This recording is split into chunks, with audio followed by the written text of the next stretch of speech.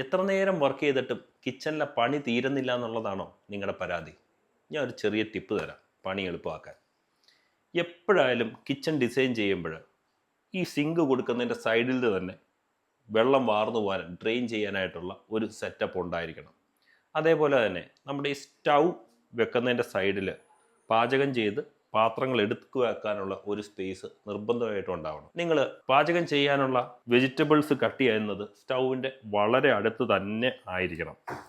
ഇത് ഒരുപാട് ദൂരം നടന്ന് എടുത്തു വെക്കേണ്ട ഒരു പ്രോസസ്സല്ല. ഇത് ചെയ്ത് കഴിഞ്ഞാൽ നമ്മൾ അവിടെ നിന്ന് കട്ട് ചെയ്ത് കഴിഞ്ഞാൽ ഡയറക്റ്റായിട്ട് നമുക്ക് സ്റ്റൗവിലേക്ക് ഇത് ഇടാനായിട്ട് പറ്റണം. പാചകം ചെയ്ത പാത്രങ്ങൾ എടുത്തു വെക്കാനുള്ള ഒരു സ്പേസ് ഉണ്ടാവണം. അതിൽ നിന്ന് വളരെ അടുത്ത് തന്നെ ആയിരിക്കണം സിങ്ക് ഉണ്ടാവുന്നത്. സിങ്കിൽ നിന്ന് പാത്രം കഴുകിയാൽ തന്നെ നമുക്ക് ഡ്രൈ ചെയ്യാനായിട്ടുള്ള ഒരു ഫെസിലിറ്റി ഉണ്ടാവണം. ഈ ഒരു വർക്ക് ഫ്ലോ കറക്റ്റായിട്ട് പോയാൽ മാത്രമേ നമുക്ക് ടൈം കൺസ്യൂം ചെയ്യുന്നത് കുറയ്ക്കാനായിട്ട് പറ്റത്തുള്ളൂ.